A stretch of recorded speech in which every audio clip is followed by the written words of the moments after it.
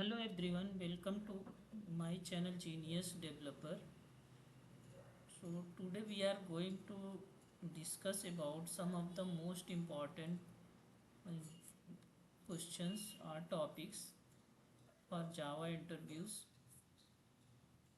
So if you are looking for a Java developer role or backend role or Java full stack role, it will be very helpful for all of you. So just we'll try to understand some concepts, core concepts, and coding logic uh, for cracking the MNC interviews. So, first question from Java is in JVM, how many types of memory areas are available? This is one of the most important Java interview question. If you understand the concept of JVM memory, you can crack any Java interview and you can understand all the functionality of Java programming. So there are five types of memory areas available in JVM. First is heap area. So heap area stores objects and arrays and collections. And second is stack area. Stack area stores the method calls, threads, local variables and reference variables. And third is the method area. Method area is stores class level information, class definition and static variables. And fourth is program counter register. It keeps track of track of currently executing methods. And fifth is native method stack. Native method it is stores native methods related stuff or code which are the non-Java related codes. So question number two, what are the OOPS concept used in Java? So this is one of the most beautiful question asked in almost every MNC interviews or every IT company used to ask this interview question. So and this is very important concept also in Java. If we understand how object oriented concepts work, so we can understand any Java program very easily. So here is very clear and complete explanation of OOPS concepts in Java. So Java is an object-oriented programming language. It is developed on the concept of objects. Every object are real-world entities or things that exist in the world, like a car, a pen, person, a bike, a bus, a train, or flight. All these are objects. Almost everything that exists in the world is an object. So OOPS provide a way to model objects in software systems.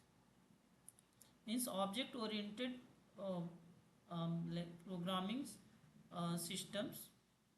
It provide a way to model objects in software system.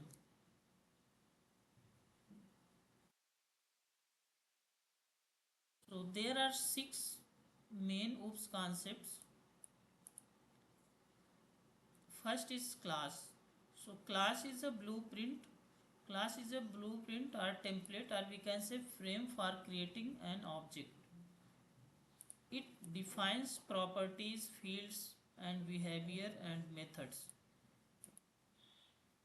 A class can create infinite number of objects. This is the example of creating a class like car. Car have these two fields, brand and with this is the method. It have drive method. They have two field only, brand and speed, and they have the two methods. This is called the behavior. Driving is the behavior of the car, and this is called the state. or field of the car. Objects. So an object is an instance of a class. It contains state and behavior. That are behavior is methods and state is the attributes of the class. So if we create the object, this is the way how to we create usually. So car 1, this is the object name, and this is creating the new car object. This is the car object using new keyword. So if we are calling through car object the brand, so it will print the brand name like Tesla, and same car 1 dot speed, suppose it is 100. We are setting here the like brand name and the speed of the car. And car 1 dot drive, when we call car 1 dot drive, so it will perform some function or operation. It will driving at just saying that it will drive at 100 kilometer per hour.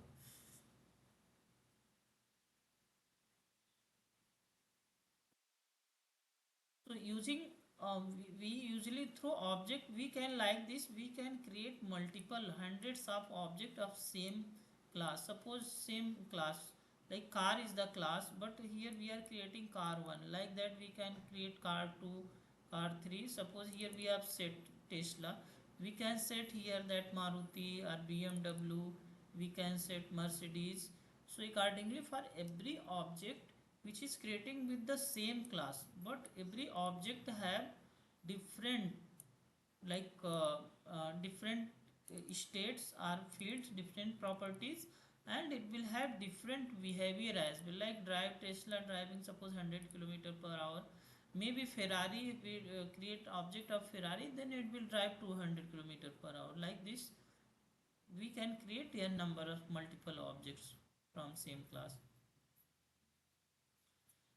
Okay, so now coming to third feature of OOPS, it is inheritance. Inheritance is the also one of the most important feature of OOPS, object oriented concepts. So inheritance allows a new class to acquire properties. Inheritance allows a new class to acquire properties and methods of an existing class. It promotes code reusability. Usually it we can achieve inheritance through the extend keyword by child and parent. Suppose there is any child class, so it can extend parent as a super class. So this is the example how we can override like inherit or extend any subclass. Suppose uh, bike is a super class or base class, and this is the subclass. Royal Enfield is the subclass, and it is extending as inheriting bike. So bike is the super class and Royal Enfield is the subclass. Sorry. So here now, but it will suppose speed for Royal Enfield is setting 125, but wheels, which is the common for all the bike, it will have only two wheels. So it is overridden. By default, it will be available from the super class in the subclass Royal Enfield. So whenever like we will create a object of Royal Enfield, so here if we call the Royal Enfield and we will call the wheel always will be come to only. It will come directly from the super class. When even like in subclass, it is not implement like it is not re-implementing in subclass. It is directly using from the super class. Now the fourth feature of OOPS concept is polymorphism. So polymorphism means many forms. So the ability of an object to call more than one form of action with the same method name. So this is usually polymorphism is the ability of an object to call more than one form of action with the same method name. So there are basically two types of polymorphism. Compile time polymorphism, it is called method overloading as well, and second is runtime polymorphism, it's called method overriding. So in method overloading, same method name with it will have with different parameters, but in method overriding, same method name, it will have same parameter but different implementations. It will have different implementation. So here is the example of method overloading. This is the simple example of method overloading. It will suppose there is math util class and it will have add method, adding two numbers, int a and int b, and it will just return a plus b. And same we have given add method with the same name add, and it will return like it will add three numbers and it will return a plus b plus c.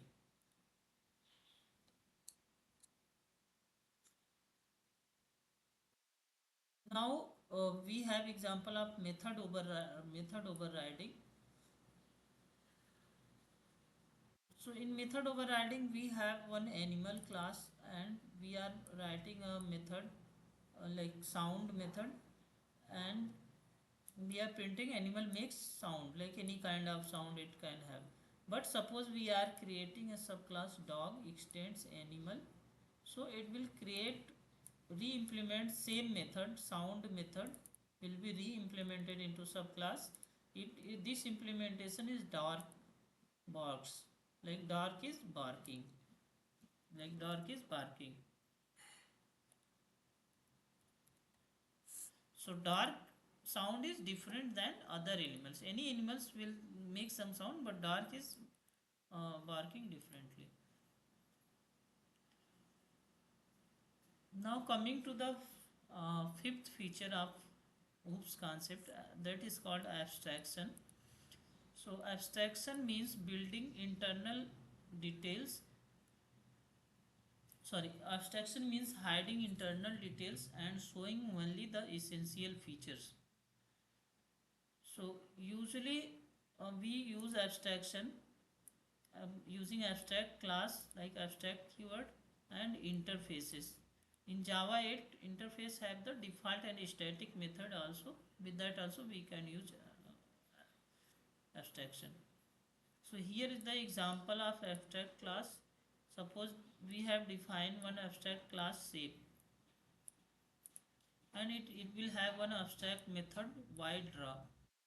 Now we are creating an subclass like circle will extend shape. So we are overriding the method draw into the circle class, and now we are printing drawing circle. We are like drawing circle implementing this wide draw method. We are here giving only the abstract method.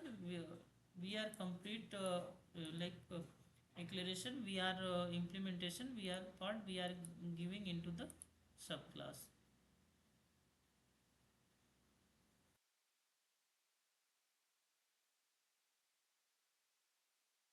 Now coming to the next feature of OOPS, that is called encapsulation. Encapsulation is the most important feature of any class or like OOPS feature or Java class. Encapsulation means wrapping data means variables. Data always hold into the variables and code and methods into a single unit. So mainly it is wrapping data like variable and method into a single unit, that is called an object. So making variables, so we can achieve this by making variable private and providing public getters and setter methods. As here is the example like class employee, it is have private int salary, and we are providing the getter method of salary and we are providing setter method of the salary. So this is the example of encapsulation. It is binding with the field and with the methods. Like we are all providing private int salary field, and we are providing the public methods.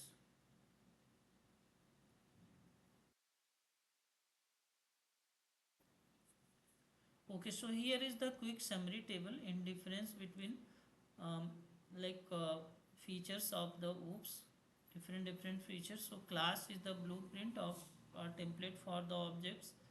So this is the example, and object stands of a class, and inheritance reuse features from parent class into subclass. It class A extends B, and polymorphism mainly form like method overloading, method overriding, and abstraction hide internal details, so essential parts to the user. You can use abstract class and interfaces. Encapsulation hide using private fields like getters and setters.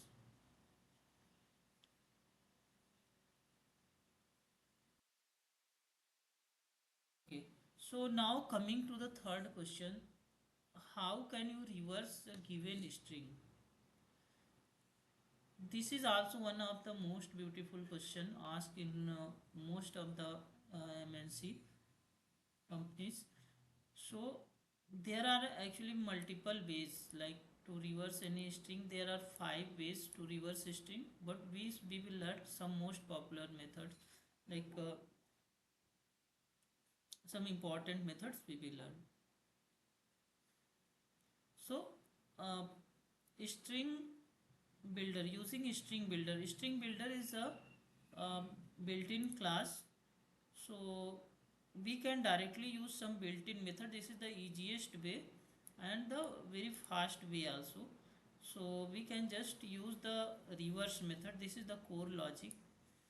So suppose we have a string Java, and this is the core logic. We will just create a string builder class, and we will use the reverse method, and we will use toString for converting the string, and we will just print. Automatically it will be reverse. We don't have to use our own logic, we can say. This is internally automatically doing. But interview purpose, this is not important, because in interview they used to check what is your core logic building, like what is your coding logic.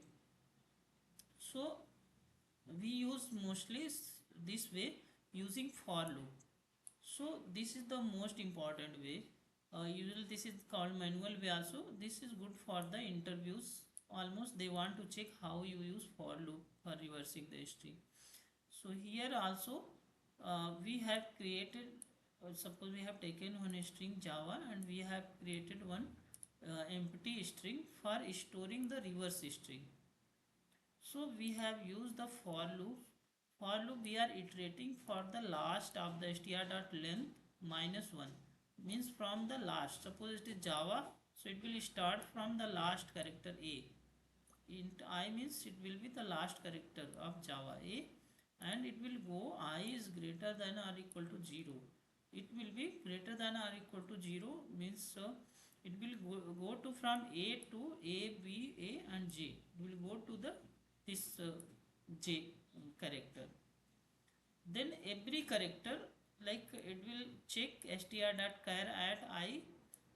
If whatever every character is coming, it will be added into this empty string.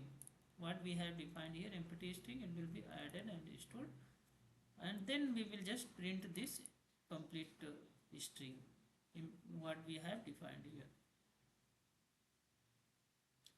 So this is the very useful way and mostly asked interview questions. Now this is the third way, using char array. This logic also very important to know, and this we know how to we can convert any string into character array, then we can reverse also. So here also we have taken an string Java, and we have use this to char array method from string. It will, the to char array method, it will revert it will convert the string into character arrays. And now again we are using a same for loop. as we have used above, same for loop for I char dot length minus 1, it will pick from the last character and then it will print till the 0, zeroth character, means first index. 0 is the always indexing start in string from 0, like it will go to the 0th index and then it will it will print each, like each character one by one. It will reverse automatically. Now the output will be a v awaz for Java. The fourth process is recursive method. Fourth way, this is also very important. Sometime interviewer specifically they will ask, can you show me how recursively you can reverse the string? So in this also just we have taken one string hello and we have here uh, reverse, like we are calling this reverse method here. Usually it will reverse automatically because so here we are implementing this reverse method separately. We have defined one new method, like we are taking one string return type for reverse method and we are passing here parameter string str. So after passing we are checking the condition if string is null or string dot length greater than or equal to 1. If we suppose only one character string is there, so no need to reverse, it is already, it will be the same, it will return the same string.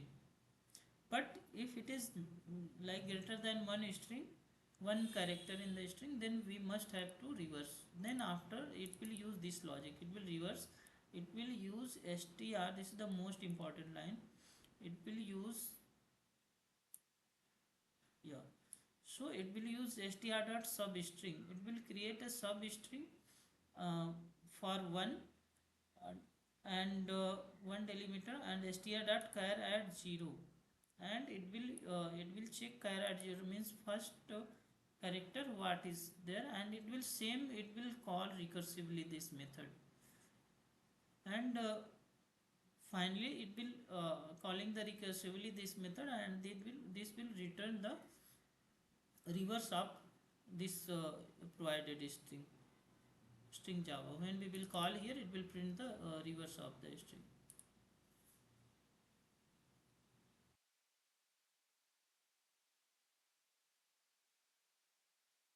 And this is the fifth way, using Java stream. So using Java stream also we can reverse any string. We can use cache method, and we will use map to object, which will map each character into character, each string character into character array, and it will then it will collect into tr.chars will convert into the correct string into character array, then map to object will convert into that it will map with every character to the character object from string. And we are using collectors collecting, and then it will use collectors dot toList method, and it will use the lambda expression for reversing from collections dot reverse, it is using directly, it is reversing and then returning list dot stream, and later it is using map function to get the value of, and it will collect again, it will using joining method, collectors dot joining method. So here we will get the output of like for hello, reverse of hello. This is a functional style. This is also but little bit complicated, but sometime it is used. So quick summary. If we talk about, so this string dot builder reverse, this is built-in method and simple and recommended for any internal use. But loop manually good for the logic practice. We can char array is the lightweight printing. Java 8 is the strong and functional programming.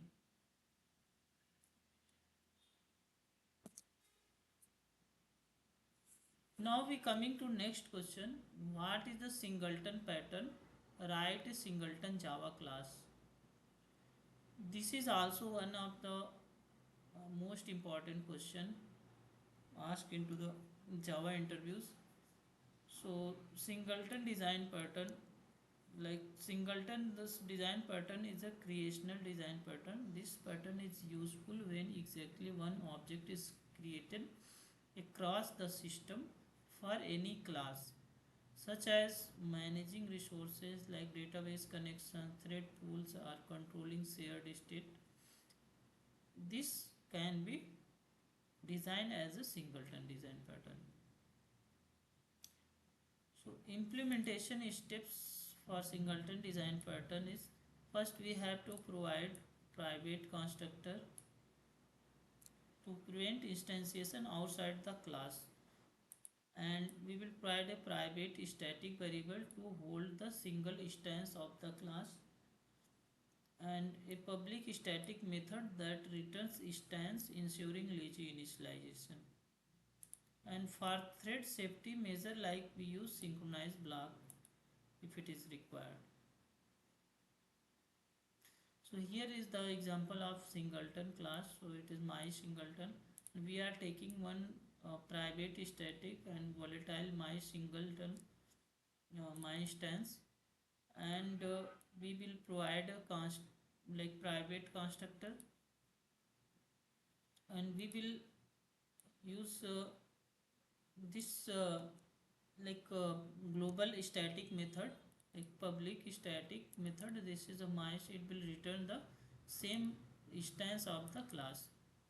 And here we are using doubly lock check. First we will check if the instance is null, then we are synchronizing this block and this class, and after that again we are doing double check of the null, because this for handling in multi-threaded environment, so that multiple thread also they cannot break the singleton. So if it is null, then only it will return the new, like it will create new singleton object, new class object. Otherwise it will return the same instance always.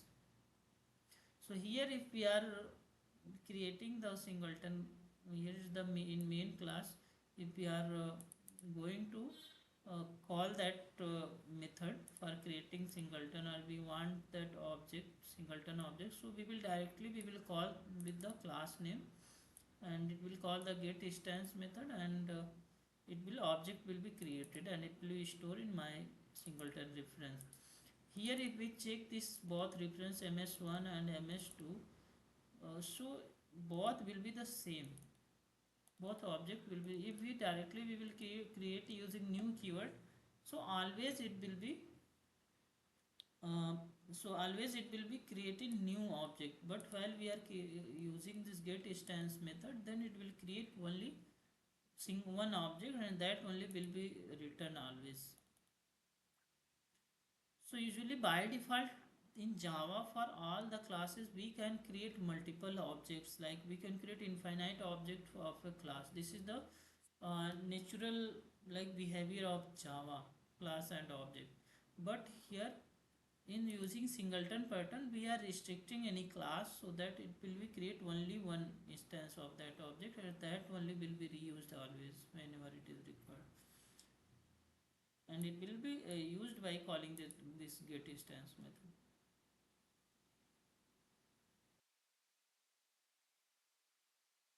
Now coming to next question, what is a factory design pattern? How does it work? So what is factory design pattern? Factory design pattern is a creational design pattern. It creates a centralized interface and their implementation classes. It don't create objects directly using new keyword. It delegate the object creation logic to a factory class method, a special class method. The the factory method decides which subclass or object to be created as per the need. Here is the some real life examples. So imagine you have a Domino's pizza store.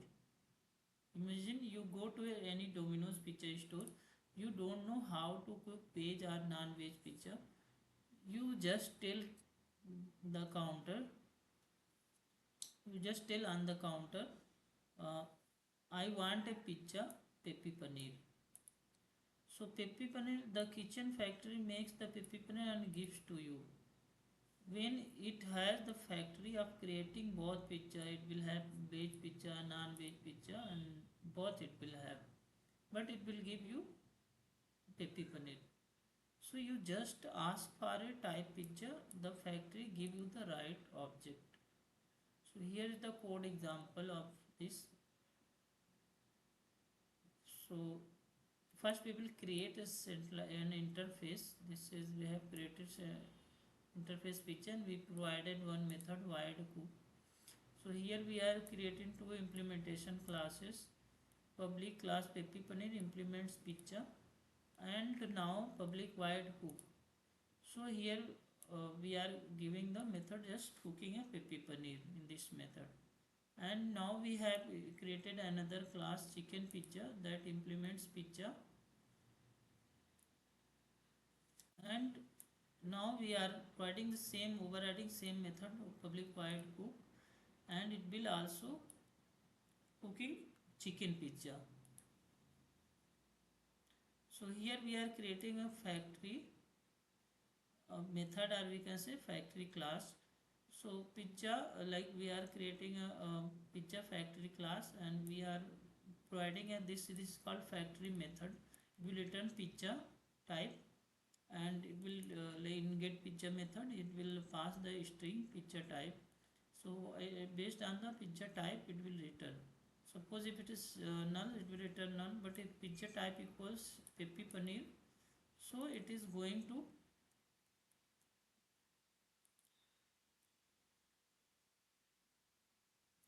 it is going to return pepi paneer object.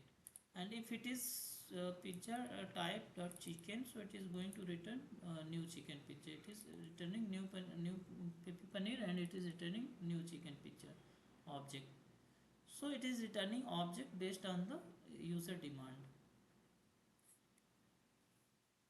or user requirement. So in main method how we are creating, just we are in main class we are creating pizza factory new pizza, and pizza one dot get pizza, we are calling this method from get pizza, and whatever we are passing here the user request, they that only by default it is dynamically it will call that method only based on the and pizza 2, suppose here calling chicken, so it will create the it will return the cooking chicken pizza. This is written the cooking pepi paneer pizza. So this is the main like main points from like factory design patterns, and here are the some key points in shorts. So go, what is the main goal of factories? So hide the object creation logic from the user or client, we can say. And benefit, it provide loose coupling, easy to add new class without changing the client code.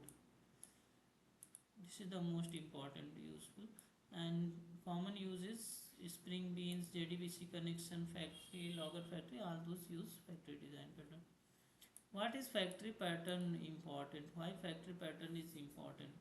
So reduces tight coupling between classes, make your code easily extendable, and encapsulates object creation logic at one page.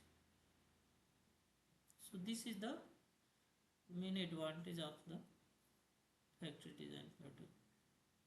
Here are some examples in like in Java frameworks, like in Spring Bean factories, factory design pattern, logger factory, in log4j, SLF 4j, and calendar.get instance is a factory design pattern, and JDBC driver manager.get connection, all this implement factory design pattern.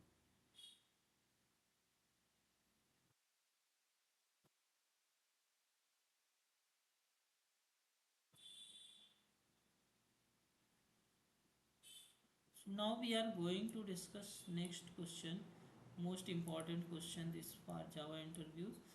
So what is the difference between method overloading and method overriding? This is one of the most beautiful concept in Java, and we must know this logic and features for interview and for understanding the core logic of Java coding.